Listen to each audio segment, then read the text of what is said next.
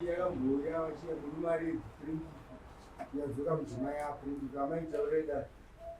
kuti ndizotaura pamberi pedayo kuti baba vataure chokwadi kana usingachadi kudzika pamberi ndotokambodarira kuti anditaura chokwadi chinhu chinoda kuuya kumba here mukadzi naamai mari amuchada mazindomai chete aiwa ini patakapedzisira kuuya pana zvinhu zvapera vakataura kuti ndikuya uzobvisa bhukuru pamberi pedare ramama kubvisa bhukuru saka ndorimuda amene ndinha wekuchengeta kwandakaita mwana kuti ndoitwawo sei ndopera yakadaro mwana wani wavo aimuchengeta pai kubva gore ne11 kusvina ne16 years angari pai kumba mugadzini apani kwedu tese tsanangurirai mambo mukaona vachikubvunzai zvakadaro hausinozwisisa nyaya iyi. Murume uyu akaroora mukadzi uyo aine mwana ane gore 8 months murume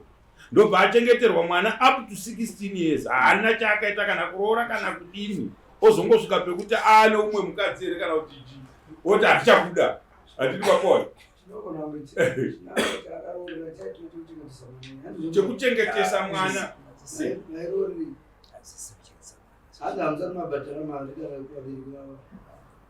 vakauya mudare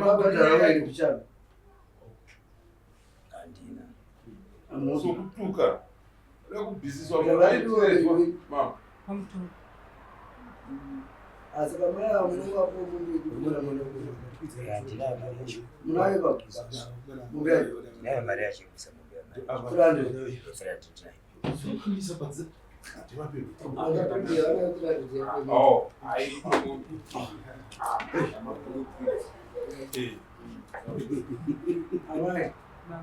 maritwa cheredzwa chokumira mwana ndorahachati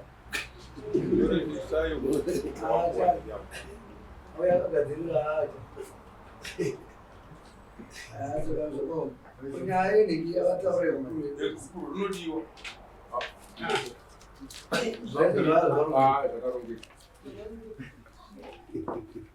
chikanyakunedza vanetsei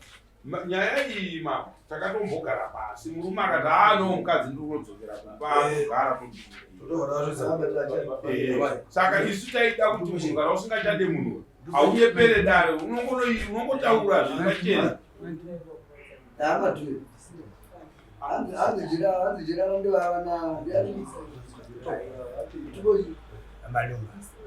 amalunga akanojirara ndivava ndizvozvo mutemo munhu kana ukarera mwana womunhu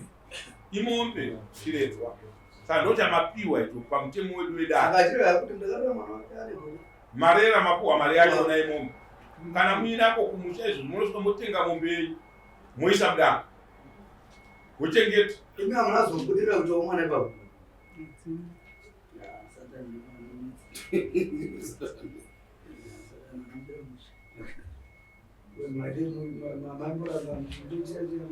right next coach guys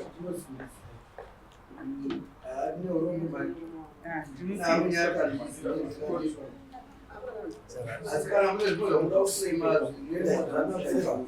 nemutofunda dzenyotouye ngaizogara yakadaro